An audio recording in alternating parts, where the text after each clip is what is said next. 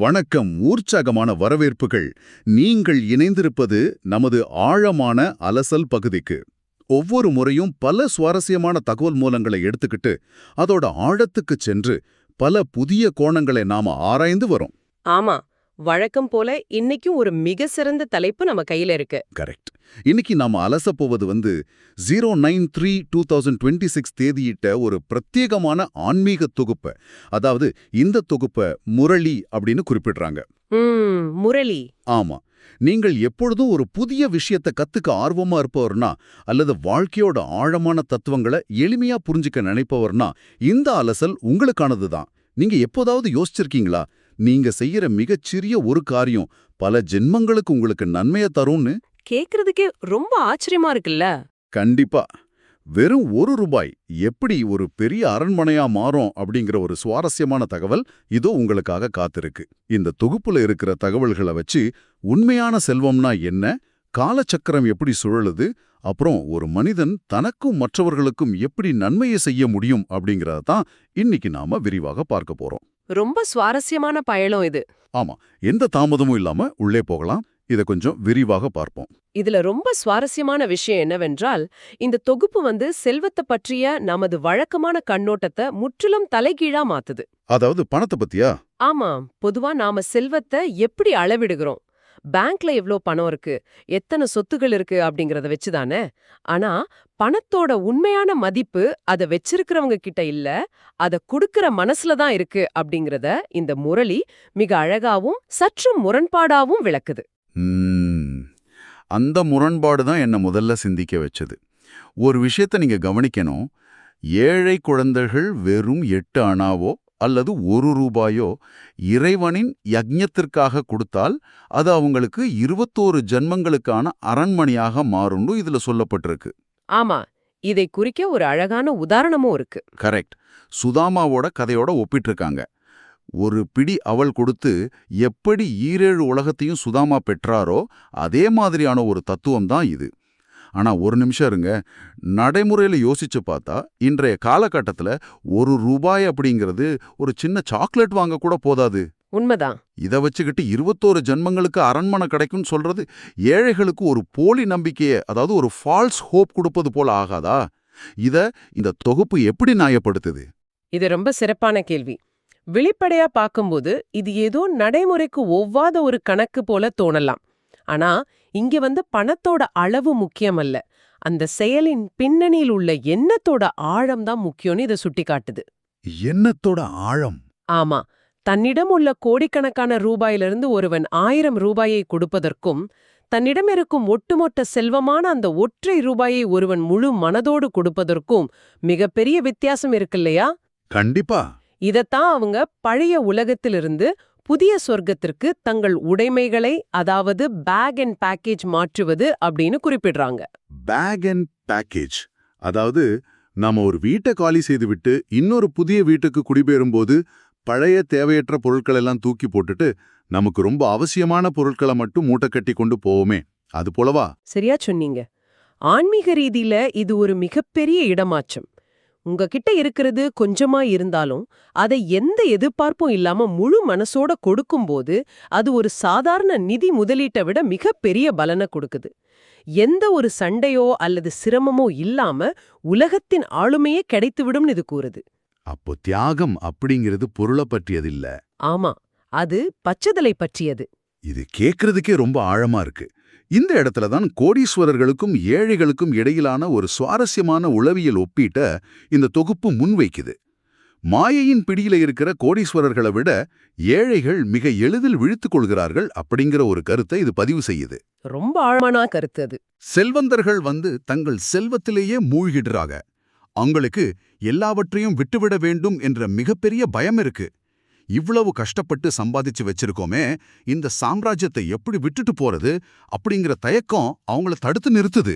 அந்த தயக்கம் தான் அவங்களுடைய மிகப்பெரிய பலவீனம். கோடியில ஒரு சிலரே அந்த பற்றிலிருந்து வெளியே வராங்கன்னு இந்த மூலப்பிரதி கூறுது. ஆனா ஏழைகள் எந்த ஒரு பற்றுதலும் இல்லாம தங்களுக்கு இழப்பதற்கு பெரியதா எதுவும் இல்லைன்ற தெளிவோடு எதிர்காலத்திற்காக தங்கள் சிறிய முதலீட்டை செய்ய தயாராயிருக்காங்க. செல்வம் ஒரு மனிதனை எப்படி சிறைப்பிடிக்கிறது என்பதற்கு இதைவிட சிறந்த உதாரணம் இருக்க முடியாது. நிச்சயமாக. இதை கேட்டுட்டு இருக்கிற நீங்கள் உங்கள் வாழ்க்கையில எதற்கு அதிக மதிப்பு கொடுக்கறீங்க அப்படிங்கறத சற்று யோசிச்சு பாருங்க. வெறும் பொருளுக்கா அல்லது நீங்க செய்யற செயலின் உண்மையான நோக்கத்திற்கா? அது ஒரு முக்கியமான சுய பரிசோதனை. நீங்க கொடுக்கிற நேரம், உழைப்பு அல்லது நீங்க செய்யற ஒரு சின்ன உதவி கூட மிகப்பெரிய தாக்கத்தை ஏற்படுத்தலாம் இல்லையா? சரி, நாம இதுவரை எதிர்கால முதலீட்டு பத்தி பேசிக்கிட்டு இருந்தோம். ஆனா எவ்வளவு தூரம் எதிர்காலம்? அடுத்த 10 வருஷமா அல்லது ரிட்டையர் ஆகிற காலமா? கிடையாது. இந்த இடம்தான் ரொம்ப சுவாரஸ்யமாகுது. பணத்தை பற்றி பேசிய இந்த தொகுப்பு ஒரு மிகப்பெரிய கால பாய்ச்சலை நிகழ்த்துது. அதுவும் 84 ஜென்மங்கள் கொண்ட ஒரு காலச் சக்கரத்தை பற்றி பேசத் தொடங்குது. ஆமா, இத உலகின் சரித்திரம் மற்றும் பூகோளம்னு அவங்க அழைக்கிறாங்க. History and geography. மனிதர்கள் எப்படி உலகத்தின் அதிபதியாக இருந்து பின் இராவணன், அதாவது துன்பம் என்பதன் மூலம் அந்த இராட்சியத்தை இழக்குறாங்க அப்படிங்கறத இது ஒரு வரைபடம் போல தெளிவா விளக்குது. ஒரு சுழற்சி மாதிரி. கரெக்ட். இது அவங்க ஒரு அனாதியான நாடகம், அதாவது தொடக்கமும் முடிவும் இல்லாத ஒரு முடிவற்ற நாடகம்னு விளக்குறாங்க. இது ஏதோ ஒரு நேர்கோட்டில் செல்லும் பயணம் கிடையாது, இது ஒரு சக்கரம். அந்த சக்கரத்தின் சுழற்சியின் விளக்குவதற்கு இவங்க பயன்படுத்துற வார்த்தைகள் சற்று வித்தியாசமானவை. சூத்திர நிலையிலிருந்து பிராமண நிலையாகவும் நரகவாசியிலிருந்து சொர்க்கவாசியாகவும் மாறும் ஒரு பயணம்னு குறிப்பிடுறாங்க. இதுல ஒரு முக்கியமான விளக்கம் கொடுக்க வேண்டியிருக்கு. ஆமா, நேயர்களுக்கு அந்த விஷயத்தை தெளிவுபடுத்திடுறேன். இங்க பிராமண நிலை அல்லது சூத்திர நிலை அப்படின்னு சொல்றது நமது சமூகத்தில இருக்கிற பிறப்பால் வரும் ஜாதிய குறிக்கல. மாறாக மனித மனதின் விழிப்புணர்வு நிலைகளை, அதாவது ஸ்டேட்ஸ் ஆஃப் கான்ஷியஸ்னஸ குறிக்குது. மிக சரியான விளக்கம். சூத்திர நிலை அப்படிங்கிறது அறியாமையிலும் மாயையின் பிடியிலும் இருக்கும் நிலையையும், பிராமண நிலை என்பது முழுமையான விழிப்புணர்வோடு தூய்மையாக இருக்கும் நிலையையும் குறிப்பதாகவே இந்த தொகுப்பு விளக்குது. மனிதர்கள் எப்படி படியிறங்கி கீழே வராங்க, பிறகு எப்படி ஆன்மீக விழிப்புணர்வு பெற்று மீண்டும் மேலே ஏறுகிறார்கள் அப்படிங்கறத இது தெளிவுபடுத்துது. படைப்பின் ஆரம்பம், இடை மற்றும் முடிவு, அதாவது ஆதி மத்திய அந்தம் பற்றிய இந்த முழுமையான ஞானம் ஒரு மனிதனுக்கு மிகப்பெரிய சந்தோஷத்தை தரும்னு சொல்லப்படுது. ஒரு இருட்டுல தட்டுதடுமாறி நடந்து கொண்டிருந்த ஒருவனுக்கு திடீர்னு ஒரு பெரிய வெளிச்சம் கிடைத்து தான் போக வேண்டிய பாதை தெளிவா தெரிந்தால் எவ்வளவு நிம்மதியா இருக்குமோ அப்படிப்பட்ட ஒரு பரவச நிலை அது. ஆனா இந்த வெளிச்சத்தை கொடுப்பது யார் என்பதில்தான் ஒரு பெரிய விவாதம் இருக்கு. நேயர்களே, இங்க ஒரு சிறிய நினைவூட்டல். இந்த தொகுப்புல உள்ள ஒரு குறிப்பிட்ட தகவல் பலரின் வழக்கமான நம்பிக்கைகளுக்கு முரணாக இருக்கலாம். நாங்க இந்த தொகுப்புல உள்ளத அப்படியே நடுநிலையோட அலசுகிறோமே தவிர, இது எந்த ஒரு தனிப்பட்ட நம்பிக்கையையும் ஆதரிப்பதற்கோ அல்லது உங்கள் நம்பிக்கையை மாற்றுவதற்கோ அல்ல. இந்த மூலப்பிரதியில் உள்ள விஷயங்களை உள்ளபடி உங்களுக்கு கடத்துவதே எங்கள் நோக்கம். அந்த புரிதல் ரொம்ப அவசியம். அந்த வரியில பார்த்தால் கீதையின் உண்மையான பகவான் சிவன்தான் என்றும் அவரே நேரில் வந்து ராஜயோகத்தை கற்றுக் கொடுக்கிறார் என்றும் இந்த தொகுப்பு ஆழமாக பதிவு செய்யுது. பொதுவா கிருஷ்ணர் தான் கீதையை உபதேசித்தார் என்பது பரவலான நம்பிக்கை. ஆனா இது முற்றிலும் மாறுபட்ட ஒரு கோணத்தை முன்வைக்குது. அது ஒரு முக்கியமான பதிவு. இந்த முரளியின் மையக் கருத்தே இதுதான். இறைவன் மனித ரூபத்தில் வந்து மனிதர்களின் புத்தியின் பூட்டை திறந்து இந்த 84 ஜென்மங்களின் ரகசியத்தை விளக்குகிறார் என்பதுதான். இத அவங்க ஞானத்தின் 3வது கண் திறப்பதுன்னு சொல்றாங்க. 3வது கண்? ஆமா, பல நூற்றாண்டுகளாக துருப்பிடித்து போயிருந்த மனித புத்திய இந்த ஞானம் என்ற சாவியை கொண்டு திறப்பதாக இது விவரிக்குது. ஆனா இந்த தகவல்களை எல்லாம் வச்சுக்கிட்டு நான் என்ன செய்வது? என் அன்றாட வாழ்க்கையில இதனால் என்ன பயன் அப்படிங்கிற கேள்வி உங்களுக்குள் எழலாம். அது இயல்பான கேள்விதான். ஒரு கோட்பாட்டை தெரிந்து கொள்வதோடு நின்று விடாமல் அதை எப்படி செயல்படுத்துவது என்பதற்கான விடையையும் இந்த முரளி கொடுக்குது. தந்தை, அதாவது இறைவன் எப்படி அனைவருக்கும் நன்மை செய்கிறாரோ அதே போல நாமும் கல்யாணக்காரி ஆக வேண்டும்னு சொல்லுது. கல்யாணக்காரி என்றால் நன்மை செய்பவர்னு அர்த்தம். ஆனா அது வெறும் எண்ண அளவிலோ அல்லது வார்த்தைகளிலோ மட்டும் இருந்து விடக்கூடாது. அது உங்களின் ஒவ்வொரு செயலிலும் வெளிப்பட வேண்டும் அப்படிங்கறத இது வலியுறுத்துது. செயல்பாட்டுல வரணும். ஆமா, உங்களுக்கு ஒரு நல்ல விஷயம் தெரிந்தா, ஒரு மிகப்பெரிய உண்மை புரிந்தா, அதை உங்களுக்குள்ளேயே வச்சுக்கிட்டு சுயநலமா இருக்கக்கூடாது. ஒரே இடத்துல உட்கார்ந்து கொண்டிருக்காமல் வெளியே சென்று மற்றவர்களுக்கு சேவை செய்ய வேண்டும். சேவை செய்வதுன்னா என்ன? பசித்தோருக்கு உணவளிப்பதா அல்லது மருத்துவ உதவி செய்வதா? இந்த தொகுப்பு அதற்கும் மேலான ஒரு சேவையை பற்றி பேசுது.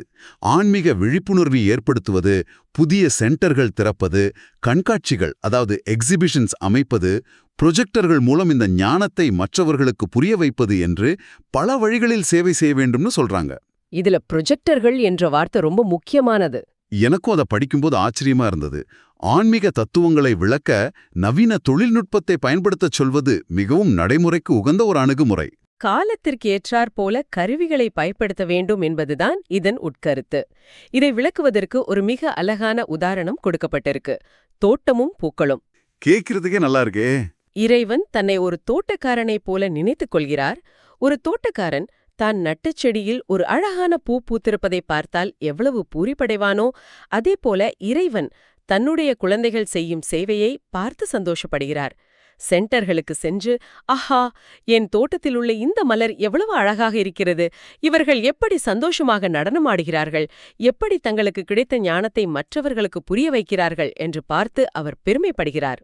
நீங்கள் கற்றுக்கொண்ட ஒரு நல்ல விஷயத்தை, அது ஒரு சிறந்த புத்தகமாக இருக்கலாம், அல்லது உங்கள் வாழ்க்கையை மாற்றிய ஒரு ஆழமான தத்துவமாக இருக்கலாம், அது உங்கள் நண்பர்களுடனோ குடும்பத்தினருடனோ பகிரும்போது அவர்கள் முகத்தில் ஏற்படும் அந்த தெளிவை பார்த்து உங்கள் சொந்த மகிழ்ச்சி எப்படி பல மடங்காக அதிகரிக்குது அப்படிங்கிறது நீங்க உணர்ந்திருக்கீங்களா? கண்டிப்பா எல்லாரும் உணர்ந்திருப்பாங்க. அதுதான் இந்த சேவையின் அடிப்படை. இது மற்றவர்களுக்கான சேவை மட்டுமல்ல, உங்களை நீங்களே செதுக்கிக் கொள்ளும் ஒரு செயல்முறை. ஆனால் இவ்வளவு நேரம் சேவை, மகிழ்ச்சி, பூந்தோட்டம்னு ரொம்ப நேர்மறையா பேசிக் கொண்டிருந்த இந்த தொகுப்பு திடீர்னு ஒரு இரண்ட பக்கத்து திருப்புது. எதிர்கால உலகின் நிலை பற்றி மிக கடுமையான, சற்று அதிர்ச்சி அளிக்கும் எச்சரிக்கைகளை விடுக்கிறது. உலகத்தில் தற்போது நடக்கும் சண்டைகள், வெளிநாடுகளில் நடக்கும் கலவரங்கள் பற்றி இது தெளிவாக பேசுது. இது ஏதோ தற்காலிகமான ஒரு அரசியல் பிரச்சனை இல்ல, இது ஒரு மிகப்பெரிய வீழ்ச்சியின் ஆரம்பம் அப்படிங்கறது சுட்டிக்காட்டுது. அதை படிக்கும்போது எனக்கு சற்று அதிர்ச்சியாகத்தான் இருந்தது. எதிர்காலத்தில் நிலைமை மோசமாகி உணவுக்கு தானியங்கள் கூட கிடைக்காமல் மனிதர்கள் புல்லை சாப்பிடும் காலம் வரலாம் என்ற பயங்கரமான தகவல் இதில் இருக்கு. முழு உலகமும் ஒரு சுடுகாடாக, அதாவது கபிரிஸ்தானாக மாறப்போகிறது என்ற எச்சரிக்கை இருக்கு. நாம் இவ்வளவு நேரம் பார்த்த அமைதியான ஆன்மீகத்திற்கும் இந்த பேரழிவு எச்சரிக்கைக்கும் எப்படி சம்பந்தம் இருக்க முடியும்? இந்த முரண்பாட்டை நாம கவனமாக புரிந்து கொள்ள வேண்டும். கபிரிஸ்தான் அல்லது சுடுகாடு என்பது மனிதர்கள் அனைவரும் மடிந்து போவதை குறிக்கும் ஒரு மேலோட்டமான வார்த்தை அல்ல. ஆன்மீக விழுமியங்கள், மனிதநேயம் மற்றும் உண்மையான அன்பு ஆகியவை முற்றிலும் செத்துப்போன ஒரு சமூகத்தின் குறியீடு அது. ஒரு குறியீட்ட வார்த்தையா இதை பார்க்கணும். ஆமா, பழைய துன்பங்கள் நிறைந்த உலகத்தின் முழுமையான வீழ்ச்சியை இது குறிக்குது. ஒவ்வொரு நாளும் சண்டைகளும் குழப்பங்களும் வன்முறைகளும் உலகமெங்கும் அதிகரித்து கொண்டே இருப்பதை நாம கண்கூடாக பார்க்கிறோம் இல்லையா? ஒரு பழைய சிதிலமடைந்த கட்டிடத்தை இடித்து தள்ளாமல் அங்க ஒரு புதிய உறுதியான கட்டிடத்தை கட்ட முடியாது. அதைத்தான் இது சுட்டிக்காட்டுது. புரியுது. அதாவது இந்த இருண்ட தகவலுக்கு மத்தியிலும் ஒரு மிகப்பெரிய நம்பிக்கையை இது விதைக்குது. இந்த துன்பமான அழுக்கான உலகத்திலிருந்து விடுபட்டு விரைவில் உலகம் முழுவதும் ஒரு அமைதியான ஆட்சி மலரும் என்ற நம்பிக்கை. பழைய உலகம் அழிந்தால்தான் புதிய உலகம் பிறக்க முடியும். இது ஒரு முடிவல்ல, ஒரு புதிய தொடக்கம். இதற்காக பயப்பட தேவையில்லை என்று இறைவன் தைரியம் கொடுப்பதாக அதில் கூறப்பட்டுள்ளது. இருளுக்கு பின் வரும் வெளிச்சம் மாதிரி. ஒரு வழியாக பெரிய இருட்டில் ஒரு சின்ன வெளிச்சம் தெரிந்தது போல் இருக்கு. ஆனா இந்த அழிவிலிருந்து தப்பித்து அந்த அமைதியான புதிய உலகத்திற்குச் செல்ல நாம என்ன செய்ய வேண்டும்? வீட்டை விட்டுச் சென்று பெரிய பெரிய தியானங்களோ கடினமான தவங்களோ செய்ய வேண்டுமா என்றால் இல்லை என்று மிக எளிமையான ஒரு தீர்வை இந்த முரளி முன்வைக்குது. அதுதான் மன்மனாபாவ். மிகவும் சக்தி வாய்ந்த ஒரு சொல். மன்மனாபாவ். இதற்கு அர்த்தம் உங்கள் மனதால் எப்போதும் இறைவனோடு இணைந்திருப்பது. இதற்காக நீங்க காடுகளுக்கோ மலைகளுக்கோ சென்று சந்நியாசியாக மாற வேண்டியதில்லை. வீட்டை விட்டு வெளியேறி குடும்பத்தை துறந்து ஒரு மரத்தடியில் மணிக்கணக்கில் உட்கார வேண்டிய அவசியமும் இல்லை. நீங்கள் எங்கே இருக்கிறீர்களோ அங்கேயே இருங்கள். நடக்கும் போதும், வேலை செய்யும் போதும், உங்கள் அன்றாட கடமைகளை செய்யும் போதும், உட்காரும் போதும் உங்கள் உள்மனதில் இறைவனை நினைத்தால் போதும். பாபா என்ற அந்த ஒற்றை சொல் ஒரு ரகசிய மந்திரமாக, ஒரு மேஜிக் போல வேலை செய்யும்னு இதை விளக்குது. ஒரு மேஜிக் போல வேலை செய்யும். ஆனா வெறும் வார்த்தைகளை உச்சரிப்பதோ அல்லது மனதிற்குள் நினைப்பதோ மட்டும் போதுமா? நடைமுறை வாழ்க்கையிலும் சில மாற்றங்கள் தேவையா என்று பார்த்தால் கட்டாயம் தேவை என்கிறது இந்த தொகுப்பு. ஆமா, நடைமுறை வாழ்க்கையிலும் தூய்மை அவசியம். குறிப்பாக உணவு பழக்கம் தூய்மையாக இருக்க வேண்டும் என்று அறிவுறுத்தப்படுது. நாம் உண்ணும் உணவுதான் நமது எண்ணங்களை தீர்மானிக்கிறது. எந்த அளவுக்கு நமது உணவு மற்றும் எண்ணங்கள் மூலமாக ஆன்மா தூய்மையாகிறதோ அந்த அளவுக்கு எதிர்காலத்தில் உயர்ந்த ஒரு நிலை கிடைக்கும் என்று நம்பப்படுது. உணவுக்கும் எண்ணத்துக்கும் பெரிய தொடர்பு இருக்கு. நிச்சயமா. அது மட்டுமல்ல, நாம் வெளி உலக தொடர்புகளை குறைத்துக்கொண்டு உள்முக சிந்தனையோடு ஒரு ஒளியாகவும் சக்தியாகவும், அதாவது லைட் மைட்டாக இருக்க வேண்டும். இருளில் தவிக்கும் மற்றவர்களுக்கு வழிகாட்டும் ஒரு கலங்கரை விளக்காக ஒளியாக இருக்க வேண்டும். அதே சமயம் மாயையை எதிர்க்கும் சக்தியாகவும் இருக்க வேண்டும். இப்படி இருப்பவர்களே உண்மையான யோகிகள். இன்னொரு மிக முக்கியமான மிகவும் பிராக்டிக்கலான விஷயமும் இதுல பதிவு செய்யப்பட்டுள்ளது. நீங்கள் என்ன பொறுப்பில் இருந்தாலும், அது அலுவலக வேலையாக இருந்தாலும் சரி, குடும்ப பொறுப்பாக இருந்தாலும் சரி, அல்லது ஆன்மீக சேவையாக இருந்தாலும் சரி, அதில் துல்லியமாக இருக்க வேண்டும். அக்யூரேட்டா இருக்கணும். கடமைக்காக சேருதில்ல. ஆமா, ஏதோ கடமைக்காக எதையோ செய்வதல்ல.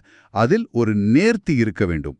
அப்படி தங்கள் கடமைகளில் சரியாகவும் நேர்மையாகவும் இருப்பவர்களே மிகவும் விசுவாசமானவர்கள் என்று கருதப்படுவார்கள். அந்த விசுவாசம் இறைவனிடமும் இருக்க வேண்டும், நீங்கள் செய்யும் சேவையிலும் இருக்க வேண்டும். இப்படிப்பட்ட உறுதியான புத்தி கொண்டவர்களே எப்போதும் வெற்றியை அடைவார்கள், எந்த சூழ்நிலையிலும் கவலையின்றியும் இருப்பார்கள் என்று இந்த தொகுப்பு அழகாக முடிக்குது. மிகச்சரியான கவனிப்பு. இந்த தொகுப்பு வெறுமனே தத்துவங்களை மட்டும் பேசாமல் மனித வாழ்க்கையின் பல பரிமாணங்களை தொட்டுச் செல்கிறது. செல்வம் பற்றிய புரிதல், காலத்தின் சரித்திரம், மற்றவர்களுக்கான சேவை, உலகத்தின் எதிர்காலம் மற்றும் இறைவனுடனான அன்றாட தொடர்பு என அனைத்தையும் உள்ளடக்கிய ஒரு முழுமையான வழிகாட்டலாக, ஒரு வாழ்வியல் கையேடாக இது அமைது. சரி, இன்று நாம் அலசிய இந்த ஆழமான தகவல்களை சற்று சுருக்கமாக பார்ப்போம். முதலாவதாக, உண்மையான செல்வம் என்பது நம்மிடம் இருக்கும் பணத்தின் அளவில் இல்லை, நாம் எதை கொடுக்கிறோம், எந்த மனதோடு கொடுக்கிறோம், எதன் மீது பற்றில்லாமல் இருக்கிறோம் என்பதில்தான் உள்ளது. இரண்டாவதாக, இந்த உலகத்தின் சரித்திரம் என்பது ஒரு முடிவற்ற சக்கரம். 84 ஜென்மங்கள் கொண்ட சக்கரம். வந்து சுழன்று கொண்டே இருக்கும் என்ற புரிதல் நம்முடைய தற்காலிக துன்பங்களிலிருந்து விடுபட்டு நமக்கு நிலையான மகிழ்ச்சியை தரும். மூன்றாவதாக, நமக்கு கிடைத்த ஞானத்தை, நன்மையை மற்றவர்களுடன் பகிர்ந்து கொண்டு நாமும் ஒரு கல்யாணகாரியாக மாற வேண்டும். இறுதியாக, உலகம் எவ்வளவோ இருண்டதாக தெரிந்தாலும், அழிவை நோக்கி செல்வது போல் தோன்றினாலும், ஒரு தூய்மையான வாழ்க்கை மற்றும் மன்மனாபவ் என்ற இறைவனின் நினைவின் மூலம் நாம் எதற்கும் கலங்காத ஒரு அமைதியான நிலையை அடைய முடியும். இவை அனைத்தும் ஒரு சாதாரண மனிதனை மிக உயர்ந்த நிலைக்கு பக்குவப்படுத்துவதற்கான சிறந்த மனநிலை கருவிகள்னு நான் சொல்ல முடியும். நிச்சயமாக. இப்போது இவ்வளவு நேரம் எங்களுடன் பயணித்து இதை கேட்டுக்கொண்டிருக்கும் உங்களுக்காக விடைபெறுவதற்கு முன் ஒரு புதிய, சற்று ஆழமான சிந்தனையை விட்டுச் செல்ல விரும்புகிறோம். இந்த தொகுப்பு சொல்வது போல, உலகத்தின் சரித்திரம் உண்மையில் 84 ஜென்மங்கள் கொண்ட ஒரு மிகப்பெரிய சுழற்சியாகவே தொடர்ந்து கச்சிதமாக திரும்ப திரும்ப நடந்து கொண்டிருக்கிறது என்று வைத்துக் கொள்வோம். ஒரு சக்கரம் மாதிரி. ஆமா, ஒரு நாடகம் போல எல்லாமே முன்பே தீர்மானிக்கப்பட்ட ஒரு சுழற்சியில்தான் இயங்குது அப்படின்னா, நமக்கு உண்மையிலேயே சுய விருப்பம், அதாவது ஃப்ரீவில் என்று ஒன்று இருக்கிறதா? அல்லது நாம் அனைவரும் முன்பே எழுதப்பட்ட ஒரு திரைக்கதையில் நடித்துக் கொண்டிருக்கும் வெறும் நடிகர்கள்தானா? எல்லாமே திரும்ப திரும்பத்தான் நடக்கப் போகிறது என்றால், இன்று நாம் எடுக்கும் ஒவ்வொரு முடிவிற்கும் இதை சரியாக செய்ய வேண்டுமே என்று நாம் சுமக்கும் அந்த மிகப்பெரிய மன அழுத்தத்திற்கும் என்ன அர்த்தம் இருக்கிறது? ரொம்ப ஆழமான கேள்வி இது. அந்த பெரிய காலச்சக்கரத்தின் முன் உங்கள் தினசரி போராட்டங்கள் எவ்வளவு சிறியதாக தோன்றும்? நீங்கள் எதிர்கொள்ளும் அந்த தீர்க்க முடியாத சிக்கல் கூட இந்த முடிவற்ற நாடகத்தில் ஒரு மிக சிறிய கடந்து போகும் காட்சி மட்டும்தானா? இதை சற்று ஆழமாக யோசித்து பாருங்கள்.